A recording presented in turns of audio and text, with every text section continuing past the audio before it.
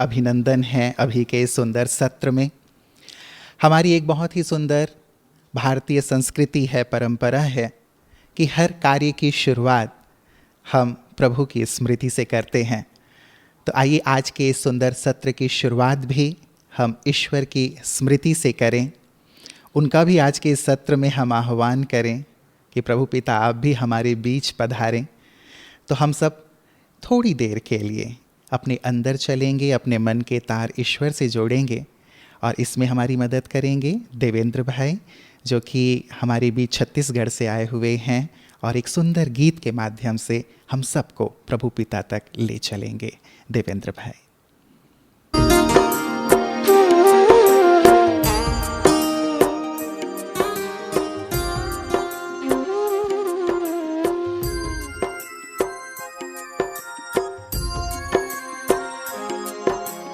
जैसा सोचोगे तुम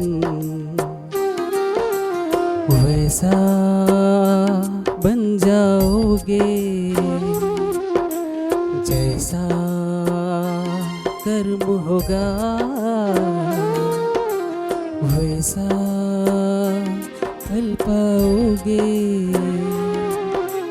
श्रेष्ठ कर्म का आधार है खुद का कर लो दर्शन, यही जीवन का सार है, यही जीवन का सार है। जैसा सोचोगे तुम वैसा बन जाओगे, जैसा कर्म होगा वैसा फल पाओगे।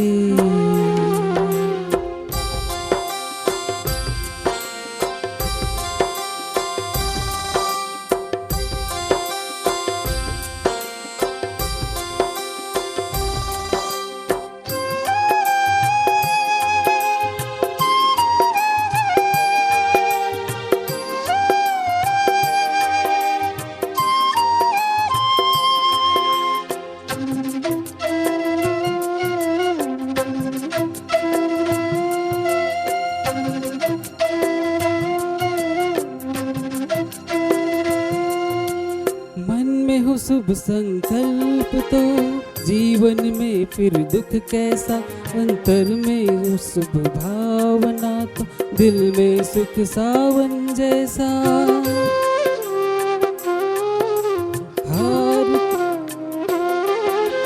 हार कर जो ना हारे जीत उसी की होती है, घनघोर अंधेरे में भी उसकी जगमग जलती ज्योति है। जैसा देखोगे तुम वैसा बन जाओगे, जैसा चाहोगे तुम वैसा बन जाओगे।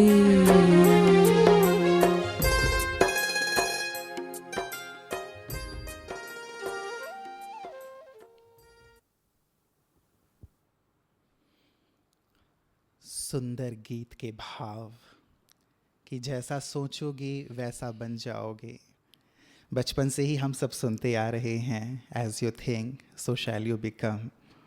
लेकिन बहुत गहराई से हमने कभी इस पर विचार नहीं किया। जैसा सोचेंगे वैसा बन जाएंगे, जैसा देखेंगे वैसा बन जाएंगे और जैसे कर्म होंगे उसी के अनुरूप हमारे जीवन का फल होगा। कितने सुंदर भाव हैं इन गीत के शब्दों में। आज आप सब हमारे साथ हैं, बहुत ही बुद्धिजीवी हैं। भारतीय सेना, नेवी, एयरफोर्स, अर्धसैनिक बल, साथ ही पुलिस बल के हमारे ऑफिसर्स और जवान। आप सबको सम्मुख तो नहीं लेकिन दूर से ही अनुभव करते हुए मन बहुत ही गदगद हो रहा है, प्रसन्न हो रहा है, क्योंकि बचपन से इच्छा थी कि आपकी तरह मैं भी वर्दी पहनूं और मम्मी से हमेशा कहा करता था कि मुझे भी ऐसी वर्दी पहननी है। और एक बहुत ही प्यारा सा गीत हम सब गुनगुनाया करते थे कि नन्हा मुन्ना राही हूँ, देश का सिपाही हूँ, बोलो मेरे संग जय हिंद जय हिंद जय हिंद। चलो आप तक तो नहीं पहुंच पाए, लेकिन मुझे ऐसा लगता है कि देश का हर बच्चा, हर युवा, हर वृद्ध, हर महिला जब भी आपको वर्दी में देखते हैं तो मन कृतज्ञता से भर जाता है, आभार से भर जाता है, प्रेम से भर जाता है, श्रद्धा से भर जाता है, सम्मान से भर जाता है, क्योंकि आपका जीवन भारत माँ के लिए समर्पित है, राष्ट्र के लिए समर्पित है। और इस कृतज्ञता को आज के सुंदर सत्र में मैं अपनी तरफ से अभिव्यक्त करते हुए यही कहना चाहूँगा कि मुझे आशा ही नहीं वरन पूर्ण विश्वास है इस बात का कि जो भी ई कॉन्फ्रेंस हुआ सिक्योरिटी सर्विस विंग की ओर से, और उसके पश्चात जो एक 7 डेज़ का राजयोग मेडिटेशन कोर्स भी यूट्यूब के माध्यम से आप लोगों ने किया, उससे एक नया दृष्टिकोण प्राप्त हुआ होगा, एक नया प्रकाश प्राप्त हुआ होगा और आप सब एक नई ऊर्जा से भर गए होंगे। और ये सब सुनने के बाद, क्योंकि आध्यात्मिक ज्ञान है, नई बातें हैं, आपके मन में प्रश्न उठे, इस बात की हमें बेहद खुशी है। और उससे भी कहीं अधिक खुशी इस बात की है कि आपने उन प्रश्नों को हम तक पहुंचाया और इस बात की इच्छा जाहिर की कि हम एक बार पुनः मिलें। तो ये तो सचमुच हमारा सौभाग्य है कि आपसे हम मिलकर, आप राष्ट्र की सेवा कर रहे हैं, आपकी सेवा या आपके प्रश्नों का एक सुंदर समाधान आप तक पहुंचा पाएँ, ये हमारे लिए गर्व की बात है। एक ही बात कहकर के मैं आदरणीय भ्राता जी की ओर चलूँगा। मित्रों, बहुत ही गुह्य और गहन है। एक छोटा बच्चा अपने पिताजी को बार बार परेशान कर रहा था। पिताजी किसी कार्य में व्यस्त थे। अब पिताजी ने सोचा कि ये बार बार मुझे परेशान कर रहा है, मैं फोकस नहीं कर पा रहा हूँ, क्या करूँ। एक वर्ल्ड मैप नीचे पड़ा हुआ था, कागज़ का था, उसे फाड़ा पिताजी ने और कहा कि देखिए वर्ल्ड मैप है, इसे तू जोड़ के लाना मेरे पास। अब पिताजी निश्चिंत हो गए कि अब 2-3 घंटे तो मैं इत्मीनान से अपना काम करूँगा, फोकस कर पाऊँगा अपने काम में। लेकिन बच्चा 2-3 घंटे नहीं, 2-3 मिनट में ही वापस आ गया। पिताजी को बड़ा आश्चर्य हुआ कि अरे इतनी जल्दी तुम कैसे आ गए, कैसे तुमने सब फिर से असेंबल कर दिया इतने जल्दी। तो बच्चे ने उस वर्ल्ड मैप को पलटा के दिखाया, कहा पिताजी देखिए एक ना इंसान की ये जो आकृति है ये बनी हुई थी, मैंने इंसान की आकृति को जोड़ दिया, सारे अंगों को ठीक ठीक असेंबल कर दिया तो सारा विश्व असेंबल हो गया। मैंने 2-3 मिनट में कार्य कर दिया। एक छोटी सी बात है मित्रों, पिताजी केवल एक तरफ देख रहे थे, दूसरी तरफ उनका ध्यान नहीं था। कई बार जीवन की समस्याओं और बातों के लिए हम भी केवल एक तरफा नज़रिया रखते हैं, दूसरी तरफ हम नहीं देख पाते, जबकि हम ये जानते हैं कि सिक्के के 2 पहलू होते हैं। एक आध्यात्मिक पहलू भी है जीवन का, उसकी ओर शायद हमारा ध्यान कम होता है। यदि उस पहलू पे हम ध्यान दें तो जीवन की जो बातें हैं, समस्याएं हैं, बहुत सहज, सरल और जीवन आनंद से परिपूर्ण हो जाएगा। ऐसा लाखों राजयोगियों का अनुभव है। और यही अनुभव और इसी से सुंदर जुड़ी हुई बातें हम तक पहुंचाने के लिए पूर्व की तरह हमारे साथ हैं आदरणीय राजयोगी सूर्य भाई जी, जो कि इंटरनेशनल मोटिवेशनल स्पीकर हैं। आप 1964 से राजयोग का गहन अभ्यास कर रहे हैं। आपने सर्वधार्मिक ग्रंथों का अध्ययन किया है और उससे भी कहीं ज़्यादा मानवीय मन का अध्ययन किया है। उसमें उठने वाले जो विभिन्न प्रकार के प्रश्न हैं, उथल पुथल हैं, उनका आपने अध्ययन किया है और सुंदर समाधान आप लाखों करोड़ों आत्माओं को प्रदान कर रहे हैं। आज हमारा श्रेष्ठ भाग्य है कि वो हमारे बीच हैं। आइए पहले हम उनसे अपने प्रति जो शुभ विचार हैं वो सुनते हैं, पश्चात मैं आपके प्रश्नों को लेकर उनकी ओर बढ़ूँगा। आदरणीय सूर्य भाई जी, आप सभी का आज की इस प्रोग्राम में मैं भी बहुत दिल से स्वागत करता हूँ और आपके लिए अपना सम्मान भी अर्पित कर रहा हूँ, क्योंकि मुझे भी आप सभी के लिए मेरे मन में बहुत अधिक सम्मान है। आप देश के लिए समर्पित हैं, हम लोगों का भी समर्पित जीवन है, हमारी सेवाएं दूसरी हैं। हम भी भगवान के लिए समर्पित हैं और केवल भगवान की गुणगाथा करने के लिए नहीं, विश्व सेवा के लिए समर्पित हैं। हमारी सेवाएं दूसरी तरह की हैं। जैसा रुपेश भाई साहब सुन रहे थे, एक बहुत अच्छी बात, मैं उसी को आगे बढ़ाता हूँ। मनुष्य जीवन में मनुष्य ने बहुत कुछ प्राप्त कर लिया है। आर्थिक दृष्टि से भी हमारा देश भी काफ़ी आगे बढ़ा है और आपकी जो फोर्सेज हैं उसके लिए उसमें भी हम बहुत आगे निकल गए हैं। हमारी एजुकेशन भी बहुत उन्नत है। घर घर में एजुकेटेड लोग मिलते हैं आजकल, गांव में भी सभी बहुत पढ़े लिखे हो गए हैं। लेकिन एक चीज मिस होने से जीवन का सच्चा सुख कहीं ना कहीं लोप होता दिखाई देता है, और वो है अध्यात्म। अध्यात्म का अर्थ होता है अपने को जानना, अपने परमपिता भगवान को जानना, उससे नाता जोड़ना। केवल उसकी पूजा पाठ करने को अध्यात्म नहीं कहते। उससे नाता जोड़ने से जो हमारे जीवन में सद्गुण आते हैं, शक्तियाँ आती हैं, उसको जीवन में अपना लेना, उसको कार्य रूप दे देना, इसको स्पिरिचुअलिटी, अध्यात्म कहते हैं। तो इसको भी जीवन में जोड़ना जरूरी है। भौतिकता बहुत है, आध्यात्मिकता भी यदि होगी तो जैसे गाड़ी के दो पहिए, जीवन रूपी गाड़ी के दो पहिए सुदृढ़ होंगे तो जीवन रूपी गाड़ी बहुत ही तेजी से सफलतापूर्वक आगे बढ़ती रहेगी। इस पर सबको बहुत ध्यान देना है अपने अपने व्यस्त लाइफ में। और आजकल जो कुछ संसार में बढ़ा है, चाहे वो भौतिकवाद हो, चाहे वो इलेक्ट्रॉनिक्स के साधन बढ़े हों, उनका अच्छा यूज भी बहुत है, लेकिन अगर उनका मिसयूज किया जाए तो वो डेंजरस भी बहुत हो जाते हैं। फिर मनुष्य को सुख, शांति, खुशी, प्रेम की तलाश हो जाती है। आप सब बहुत शक्तिशाली हैं ही, मैं कहूँगा स्पिरिचुअली भी आप बहुत शक्तिशाली बन जाएं, निर्भय हो जाएं। निर्भयता की डेफिनेशन बहुत गहरी है। केवल युद्ध के क्षेत्र में या अपने कार्य क्षेत्र में तो मनुष्य निर्भय रहता है, लेकिन जब उसके सामने छोटी छोटी बातें आती हैं, जब समस्याएं आती हैं, जब बीमारियां परिवार में हो जाती हैं, जब अनिश्चितता का दौर हो जाता है, तब निर्भय रहना ये बहुत ज़रूरी होता। अध्यात्म हमें यही सिखाता है। इतने तक सिखा देता है कि मौत का भी हमें भय न रहे, तो फिर सभी भय उसमें समा के समाप्त हो जाते हैं। तो मैं आप सभी का बहुत सम्मान करता हूँ, आदर करता हूँ, और आपके जो प्रश्न आए हैं, मुझे अभी बताए नहीं गए हैं, उनका उत्तर हम आपके सामने देंगे। मैं रुपेश भाई से कहूँगा प्रश्न एक एक लें। मुझे इस बात की हमेशा बहुत खुशी रहती है कि आपको कभी भी प्रश्न बताए नहीं जाते लेकिन संसार के किसी भी कोने का और किसी भी प्रकार का प्रश्न हो, उसका इतना सुंदर सहज आध्यात्मिक उत्तर आपसे प्राप्त होता है कि सभी बहुत संतुष्ट होते हैं। व्रता जी, जैसे मैं प्रारंभ में कह रहा था, तो हमारे बहुत सारे जो ऑफिसर्स हैं, जवान हैं, सब ने यूट्यूब में 7 डेज़ का साप्ताहिक पाठ्यक्रम किया, राजयोग मेडिटेशन कोर्स किया। तो उससे जुड़े हुए कुछ प्रश्न आए हैं, उनसे मैं शुरुआत कर रहा हूँ। पहला प्रश्न है व्रता जी कि बहुत सारी जो सत्संग हैं वहाँ भी ये कहा जाता है कि ईश्वर हमारे यहाँ आते हैं, और ब्रह्मा कुमारीज भी ये कह रही हैं कि भगवान का ज्ञान हम देते हैं। तो कैसे ये माना जाए कि ईश्वर का ज्ञान आपके यहाँ ही दिया जा रहा है? ये एक कन्फ्यूज़न मन में पैदा होती है। देखिए, मेरा तो सीधा सा उत्तर है कि लेके देख लो ज्ञान। अगर आपको आत्मसंतोष हो, अगर आपको लगे कि आपकी सत्य की खोज समाप्त हो गई है।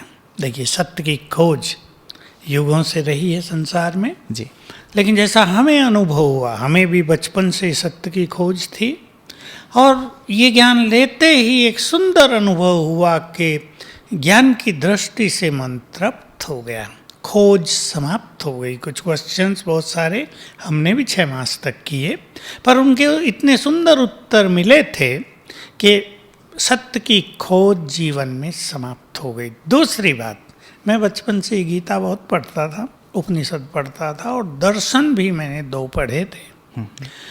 बड़े कठिन लगते थे वो। जब मैंने ये ज्ञान प्राप्त किया तो संपूर्ण गीता को आराम से समझ लिया, उसमें जो सीक्रेट्स हैं वो समझ में आ गए। तो खुद लेकर देख लें। मैं एक छोटा सा अनुभव सुनाऊं। बहुत साल पहले हमारे पास बनारस के 10 प्रोफेसर्स, उनमें 3 प्रिंसिपल भी थे, आए थे। मैं उन्हें घुमाने ले गया। हमारे यहाँ तो पहाड़ियाँ हैं, पहाड़ियों पर। तो उन्होंने यही प्रश्न पूछा, क्या आप कहते हो भगवान आते हैं, हम कैसे माने?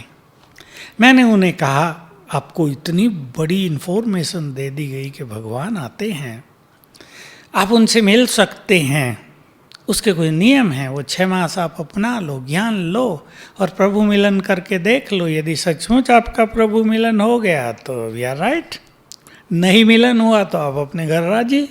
तो सारे प्रोफेसर्स थे, प्रिंसिपल थे, बहुत बुद्धिमान थे, सभी ने जाकर बहुत अच्छी स्टडी की, 6 मास तक इन धारणाओं का, नियमों का पालन किया और उनमें से 5 लोग वो बहुत अच्छे राजयोगी बन गए।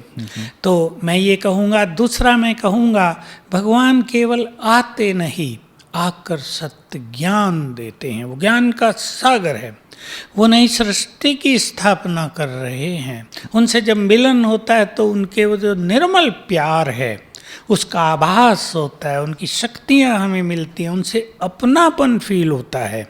वो मनुष्य नहीं है कोई, वो निराकार है और वो मनुष्य को पवित्र बनाते हैं। मोस्ट इम्पोर्टेंट चीज़, जहाँ आपको पवित्रता मिले, समझ लो वहीं भगवान का कार्य चल रहा है। जहाँ आप देखो कि मनुष्य का जीवन बदल रहा है, वैसे नहीं कि जैसे आए थे वैसे ही हैं, सिगरेट पी रहे, शराब भी पी रहे हैं, गंदा भोजन भी खा रहे हैं। जहाँ आपको दिखे कि जीवन निर्मल होता जा रहा है, व्यसन छूटते जा रहे हैं, आत्मा शुद्ध होती जा रही है, वो भगवान का कार्य है। इन चीज़ों से आप परख सकते हैं, बाकी आके देख लो। जी जी, बहुत सुंदर। अभी तो भ्राता जी जैसे लॉकडाउन का समय चल रहा है और हमारे बहुत सारे जो सेना से जुड़े हुए हैं या पुलिसकर्मी हैं, हमारे जवान ऑफिसर्स अपनी अपनी ड्यूटी पे तैनात रहते हैं और ऐसी जगहों पे इन आध्यात्मिक बातों का और भी ज़्यादा गहराई में जाने का सोर्स क्या है ये समझ में नहीं आता। तो कैसे इसकी गहराई में उतरें, अध्ययन करें, चिंतन करें, क्या किया जाए? देखिए, जैसे लॉकडाउन खुले तो आप चाहे हमारे भाई बहनों को इनवाइट कर लें, वो आपके ही जो भी आपके मिलिट्री सेंटर्स हैं, कैंट्स हैं, वहाँ आकर और अच्छा कोर्स करा देंगे। क्योंकि कोर्स एक है आपने टीवी के माध्यम से या नेट के माध्यम से देख लिया, दूसरा है आमने सामने, ताकि आप साथ साथ क्वेश्चन आंसर भी कर सको। और फिर राजयोग का आप अभ्यास करके देखें तो प्रैक्टिकल आपको फुल ट्रेनिंग हो जाएगी और उसी अनुसार जब आप फील्ड में हैं उन चीज़ों को आप यूज कर सकेंगे। जैसे मान लो आजकल लॉकडाउन का समय चल रहा है और कई जगह ये घटनाएं होती हैं कि हमारे पुलिस के भाई उन्हें जाके कहते हैं भाई मास्क पहन लो जी, या डिस्टेंसिंग रखो, लोग पथराव कर देते हैं या वार कर देते हैं हथियारों से। तो ऐसी सिचुएशन जब आए आपके पास तो आप पहले ही दूसरों को किस ढंग से अपनी बात कहनी है ज्ञान के द्वारा ये सीख लेंगे। तो उनको लगेगा ये हमारे परम हितैषी हैं, ये कोई ऑर्डर नहीं चला रहे हम पे कि मास्क क्यों नहीं पहना, ये हमारे परम हितैषी हैं। और तब वो आपको बहुत प्यार करेंगे, आपका सम्मान करेंगे। तो प्रैक्टिकल फील्ड में इसका इम्प्लीमेंटेशन हो जाएगा। जी जी, क्योंकि इसी से जुड़ा हुआ एक प्रश्न था भ्राता जी कि आध्यात्म और हमारी जो ड्यूटीज़ हैं बिल्कुल ही अलग अलग सी लगती हैं, क्योंकि हमारे यहाँ हमें कठोरता अपनानी पड़ती है, कई बार हमें सामने वालों को मारना पड़ता है और ऐसी सिचुएशन में भी हम रहते हैं कि ये सब चीज़ें करनी पड़ती है। जबकि आध्यात्म तो हमें शांति, अहिंसा की बातें मतलब उसमें बताई जाती हैं। तो ऐसे में हम कैसे समझें कि ये हमारे लिए है और इसे यदि जीवन में लाना है तो फिर कैसे लाया जाए? आध्यात्म शांति, प्रेम, सरलता, नम्रता भी सिखाता है, तो कर्तव्य परायणता भी सिखाता है। आपके सामने एक बदमाश आ गया, आपने उसको पकड़ लिया है, अब उससे कैसे आपको व्यवहार करना है वो तो करना ही होगा, क्योंकि वो एक जेंटल व्यक्ति नहीं है, वो समाज का कोई एक अच्छा सज्जन व्यक्ति नहीं है, नागरिक नहीं है, वो क्रिमिनल है। तो उसको चाहे आपको मारना पड़ता है, वो आपका कर्तव्य है, उसको अरेस्ट करना पड़ता है। जो भी आप करते हैं वो आपका कर्तव्य है, वो आपको करना ही होगा। कठोर आपको होना पड़ेगा, लेकिन मन को कठोर नहीं करना है। ऐसे नहीं कि घर में जाओ तो बच्चों से भी कठोर हो जाओ, अपनी मिसेज से भी कठोर हो जाओ। मैं एक हंसी की छोटी सी कहानी सुनाता हूँ। बहुत पहले एक एसपी साहब गाजियाबाद से हमारे यहाँ आते थे, तो बहुत समय पहले ही, वो तो रिटायर हो गए। तो उनकी मिसेज और वो दोनों आए थे, तो मेरे पास मिलने आए। तो मुझे बहन जी ने कहा कि इनको समझाओ ये एसपी पुलिस में हैं, ये घर में भी एसपी बनकर रहते हैं बच्चों से। अब वो भी हंसने लगा कि भाई क्या करूं मैं, अब आदत पड़ी होती है। तो मैंने कहा देखो अब ये डिफ्रेंशिएट करना जी जी कि जहाँ आप एसपी हैं वहाँ एसपी का रोल, चाहे आपको ऑर्डर देना, चाहे रोब से रहना है, जो भी आप करते हैं वो ठीक है। और जब घर में है तो वहाँ बच्चों के बाप हैं, उन्हें प्यार चाहिए, उन्हें अपनापन चाहिए। वो तो आपकी गोद में खेलेंगे, आपके कंधे पे भी चढ़ जाएंगे, आप उन्हें हटा के थोड़ा ही फेंक दोगे। तो ये थोड़ा सा कर्तव्य और स्पिरिचुअलिटी हमें अंदर में सॉफ्ट भी बनाती है, हमें शांति भी देती है, लेकिन लोग ये भूल जाते हैं कि इससे हमें बहुत शक्ति भी मिलती है, हमारे बोल में बहुत पावर भी आती है, हमारे वाइब्रेशंस भी बहुत सुंदर फैलते हैं, जिससे हमें अपने कार्यों में बहुत मदद मिलती है। जी जी, मतलब आध्यात्मिकता को सही अर्थों में समझने की आवश्यकता जरूरी है।